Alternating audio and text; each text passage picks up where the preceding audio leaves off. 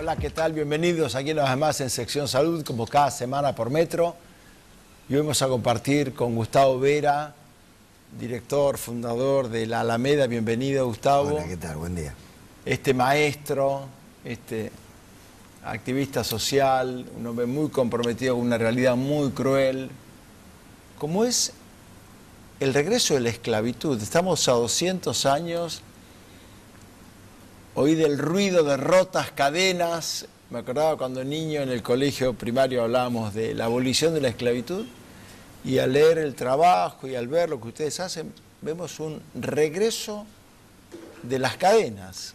Sí, lamentablemente una de las consecuencias más nefastas de lo que se llama globalización fue la libre circulación de grandes capitales que van buscando lugares de vulnerabilidad para someter a la esclavitud a millones de personas.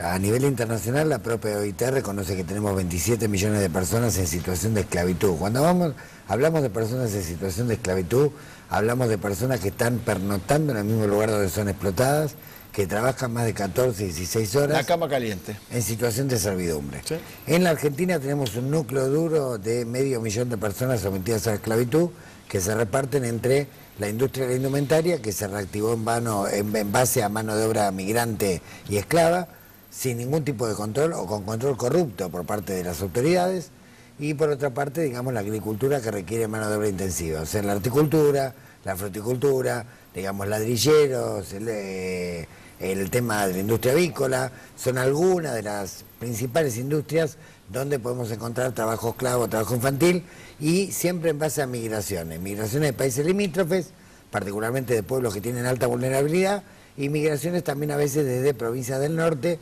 muy pobres, hacia el centro. Pensaba cuando el pueblo de Israel recorre el Éxodo, ¿no?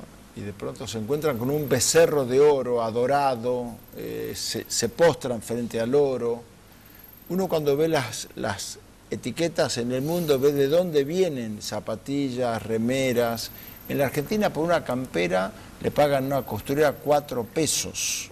Y a veces menos. Y a veces menos. En general los que están en situación de esclavitud, trabajando 16, 17 horas por día, no llegan a cobrar 1.000 pesos por mes.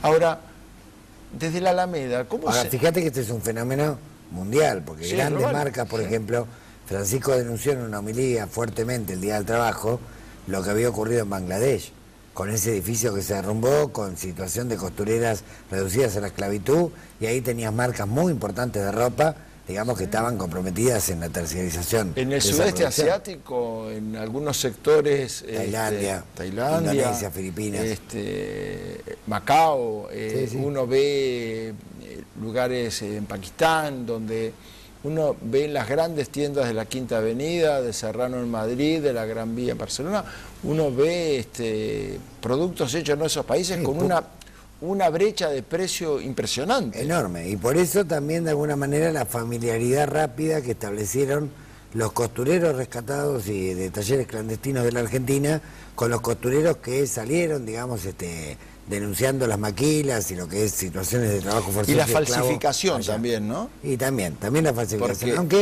Aunque lo de la falsificación en realidad los mismos talleres que falsifican muchas veces son los que proveen a las marcas de ropa.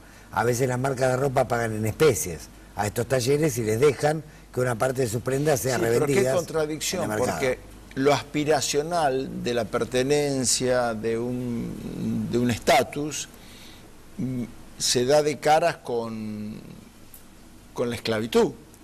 Sí, por eso, a ver, las marcas lo que te venden son imágenes, te venden imágenes y concepciones de mundo. Capitalismo de ficción. Claro, tal cual, ilegal. Real, digamos, pero en realidad, digamos, para que te des una idea, en la cadena de valor, por ejemplo, lo que se invierte en la tela, en el corte de la tela y en la confección, no supera el 20% del valor final que tiene la prenda en el mercado.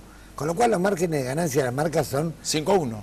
Enormes, y esto es lo que explica los locales suntuosos en los shopping, en las avenidas de los barrios más ricos, lo que explica que sean la mayoría del rubro que aporta pauta publicitaria en los grandes canales de televisión que tienen mayor rating. O sea, tiene una enorme cantidad de dinero, pero una enorme cantidad de dinero que está apoyada en la esclavitud del 78% de su industria. Cuando uno ve los periódicos internacionales y los movimientos sociales, los indignados entre otros, cuesta entender este futuro de la vida democrática con esta realidad de la esclavitud.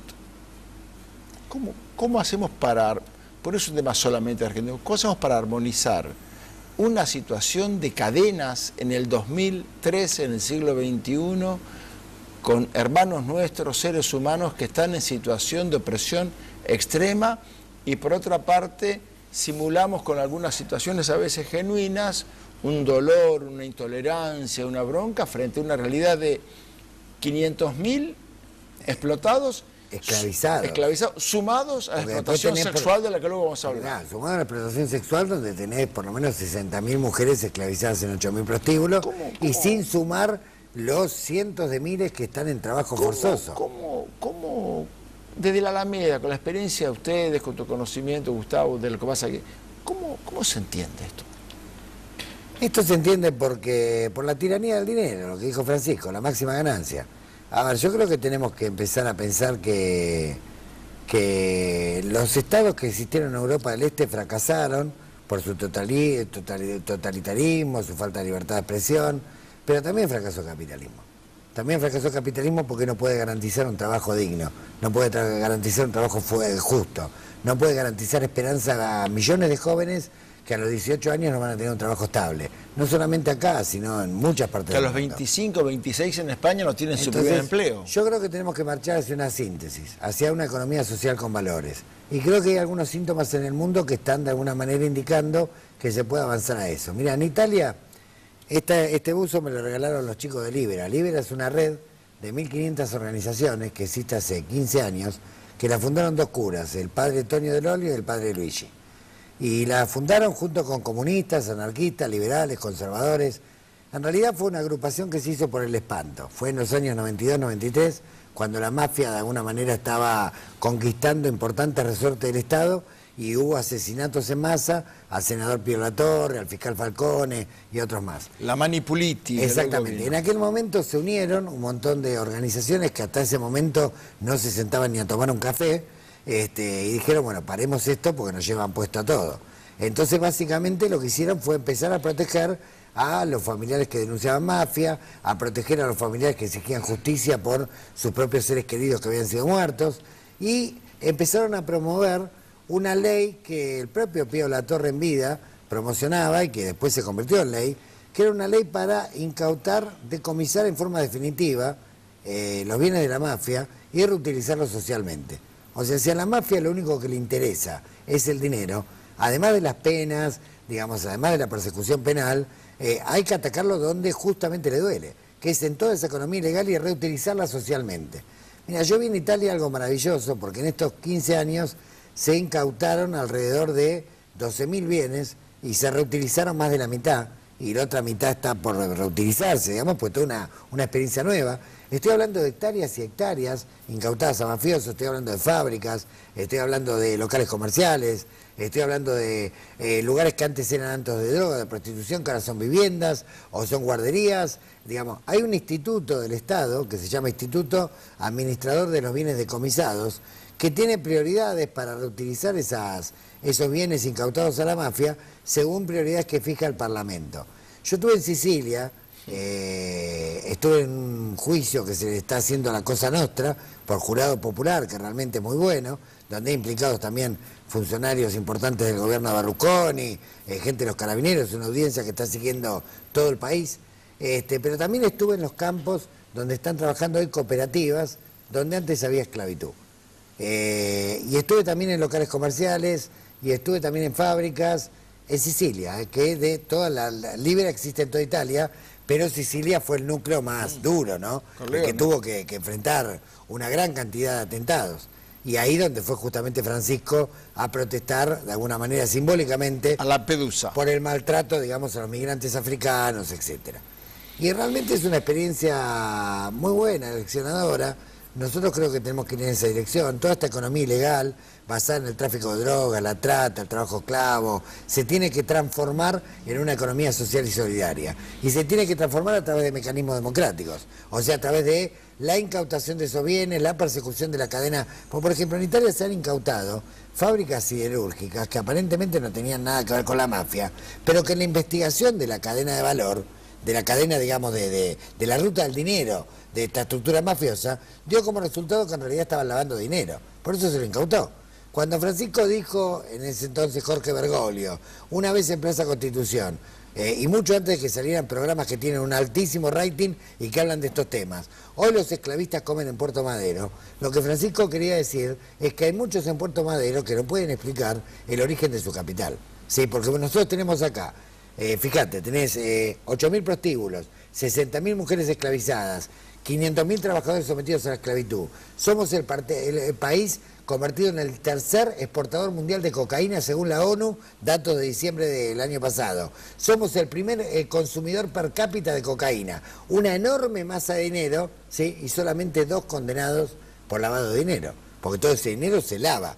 Obviamente se lava, se blanquea en forma fraudulenta. ¿Cómo se blanquea? Con el juego, con sociedades anónimas, fideicomisos que son truchos, ¿sí? O sea que básicamente hay de alguna manera un guiño por parte del Estado para un proceso de acumulación mafiosa de capital.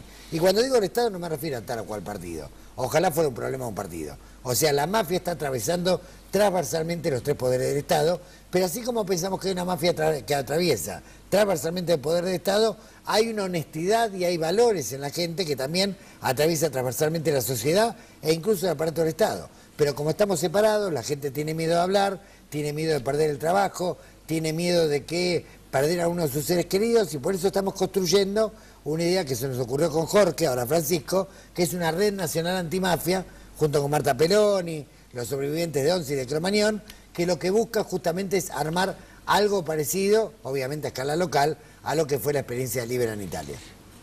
Sé de tu cercanía con el cardenal Jorge Bergoglio y Francisco, y resulta conmovedor el entusiasmo que se vive en Italia, el entusiasmo en Brasil, en la Argentina, en la Plaza de Mayo, cuando se congregó esa multitud. Hay hambre y sed de justicia. Hay un ejército, una enorme mayoría silenciosa que quiere pan y trabajo, que quiere orden, que no aprueba todo esto. Sí, aparte ahí ya Francisco hizo 3 cosas muy importantes. Primero puso en el primer lugar de la agenda, y está en varias de sus homilías, el tema de la mafia, el tráfico de personas y el trabajo esclavo, pero sin seguir ningún código corporativo, sin seguir ninguna ley de omertá. O sea, Francisco hizo esto diciendo, ojo, hay mafias que atraviesan transversalmente, pero también tenemos mafias en el Vaticano. Y las empezó a denunciar. Intervino Ior, hizo renunciar a 2 directores del Banco del Vaticano, ¿sí? A un cardenal le dijo que se retirara de la Ciudad del Vaticano por las causas de pedofilia que tenía. Aumentó las penas contra la pederastía, o sea que está dando un ejemplo de que... No protegió a un señor que llevaba, a un clérigo que lleva 20 millones de euros en efectivo. Tal cual, esa que fue preso, tal cual. Entonces, a ver, lo que Francisco está diciendo, si vamos a luchar por los valores, vamos a luchar por los valores de verdad, fuera de casa, pero también dentro de casa. Pero tenemos que elegir... Y el segundo ejemplo, que impactó mundialmente en la cabeza de todo el mundo, no solamente los 1.200 millones de católicos, es una persona que sigue siendo fiel a sí misma, sigue predicando con el ejemplo, sigue optando por los pobres, sigue viviendo humildemente y dirige la congregación más importante del planeta, en términos numéricos. O sea, esto de alguna manera es un cachetazo al poder como sinónimo de ostentación, al poder como sinónimo de riqueza, al poder como sinónimo de alguna manera, vanidad personal. Esto es el poder al servicio del bien común. Es cambiar la parábola del poder, es el poder hacer. El obispo de Roma, como le gusta llamarse a Bergoglio, que quiere vivir a la catedral de Roma. Vive en un seminario Santa Marta común, muy sencillo. Muy sencillo. Inaugura como un paradigma. ¿Ves en el testimonio de Francisco como el efecto de una sociedad que ya no tolera más estas exageraciones? Sí, claramente. Claramente veo de alguna manera que Francisco está tratando de poner los puntos en su lugar y recuperar los valores que por ahí nuestros padres o nuestros abuelos nos enseñaron, ¿no? La dignidad del trabajo, la felicidad de lo simple y lo sencillo, el ganarse de alguna manera un bienestar a través del propio esfuerzo, y sobre todo instalando estos temas globales que son tremendos, que están carcomiendo y están descomponiendo, digamos, a las sociedades, esto que me refiero concretamente a las mafias, ¿no?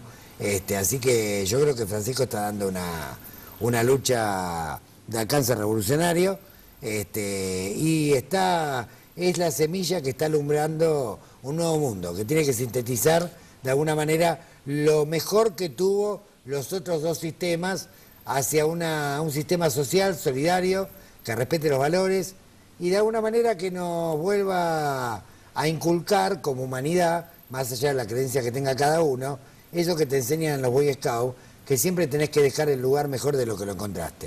O sea, siempre hay que dejar el mundo mejor de lo que uno lo encontró para los hijos, para los nietos y para los que vendrán, ¿no? La luz en las tinieblas resplandece. Sí. Y cuando yo veo la propuesta de Francisco, que vos has traído aquí a esta mesa, también escucho en la Argentina, temo que le pase algo, la voz de las sombras. Indro Montanelli, el editorialista del Corriere della Sera, en los 90, cuando hablaba vos de la crisis del sur de Italia, de emblemático periodista, decía: a veces me parece que los italianos amamos mucho a los ladrones, a los Soprano, a los Corleone, a la mafia. Tenemos como una simpatía con las sombras sin ver estos datos duros que vos das, digamos, detrás de esa bonomía simpática. Y bueno, somos de ahí nosotros, como que la realidad no tuviese la posibilidad de transformarse profundamente. Tenemos 6 millones de desocupados en España, casi 2 millones en Italia, 500.000 esclavizados en la Argentina. Un trabajo esclavo feroz en el sudeste asiático. Ahí está haciendo un trabajo Luis Tagle espectacular. Son datos, pero son datos muy duros. Sí, muy duros. Acabamos de cumplir 30 años de democracia.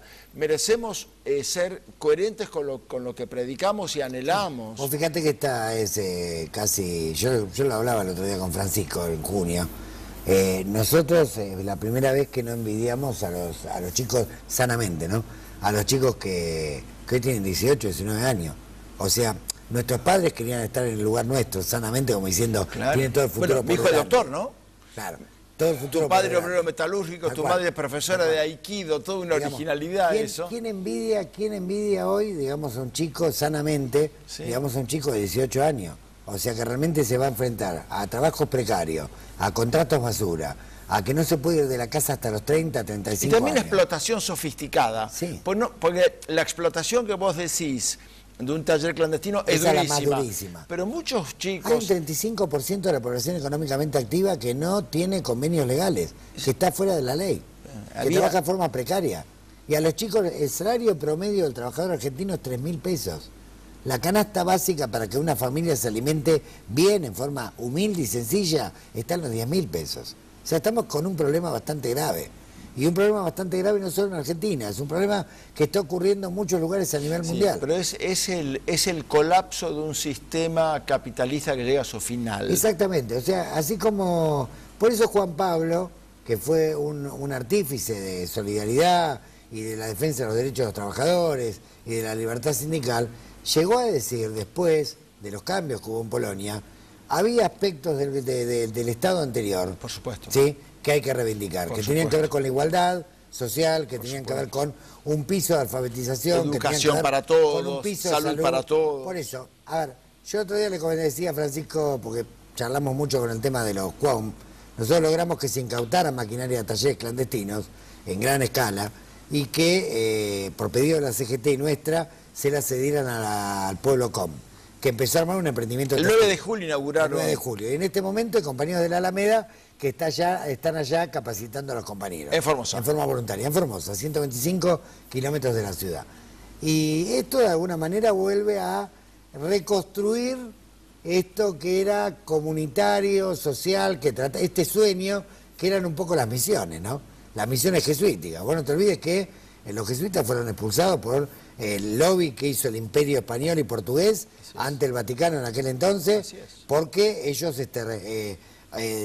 reconocían a los aborígenes como iguales, repartían en partes iguales en los panes y el trabajo y el fruto del trabajo, y trataban de generar otro tipo de comunidad. Los esclavos se escapaban de Brasil, iban a las misiones, también se escapaban los que estaban bajo el yugo de España, iban a las misiones, y bueno, todo esto fue intolerable para el imperio de aquel entonces. No es casualidad que estemos peleando codo a codo contra el trabajo esclavo hace tantos años con los jesuitas, ¿no? Y que haya un obispo de Roma jesuita, Tal cual. por vez primera en la historia, Tal cual. y de Latinoamérica. Exactamente. Jorge Bergoglio, lo hemos convocado mucho a él, promovía e insistía en que los medios masivos difundan lo bueno, lo bello y lo verdadero. Y quiero decirte, en nombre de tantos televidentes que nos ven en las Américas, Internet, YouTube, Facebook en este momento, Gustavo, gracias por tu valor. Detesto el es lo que hay.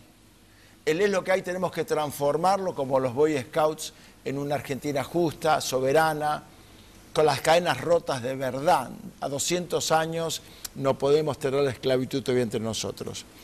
Tu saludo final, en el minuto que nos queda. Mi saludo final, el 13 de febrero de este año, un mes antes exactamente de que fuera Francisco designado Papa, tuve la última charla con él, en privado, y lo primero que le dije es, ¿vos tomaste conciencia de la enorme oportunidad histórica que tenemos para poder alertar y empezar a luchar por los 27 millones de esclavos que hay en el mundo? Él me decía, no, yo ya no tengo edad, las cosas de ocasión, sí. Pero un poco eso, ¿no? Yo estaba seguro que Francisco con 3, 4, 5 años realmente va a ser una semilla enorme en la conciencia de la población mundial para empezar a transitar hacia otro sistema más justo, basado en valores y que resuma lo mejor de cada uno de los sistemas que hemos tenido hasta ahora. Qué bueno, ¿no? Aquello que le gusta decir a Francisco, ¿no? Repitiendo el Evangelio, que nuestra luz alumbre, que seamos agentes de luz. Todo el éxito, todo el trabajo, toda la bendición que hace falta, gracias por tu coraje. Necesitamos muchos argentinos valientes que no abdiquen frente a don dinero como el único valor posible. Muchas gracias, de verdad. Gracias a vos. Para vos y para toda la gente de la Alameda, tu proyecto político, tus sueños también tan nobles. Gracias. Gracias, Gustavo. Nos vemos la semana entrante, Dios mediante, y recuerden que primero la salud. Muchas gracias.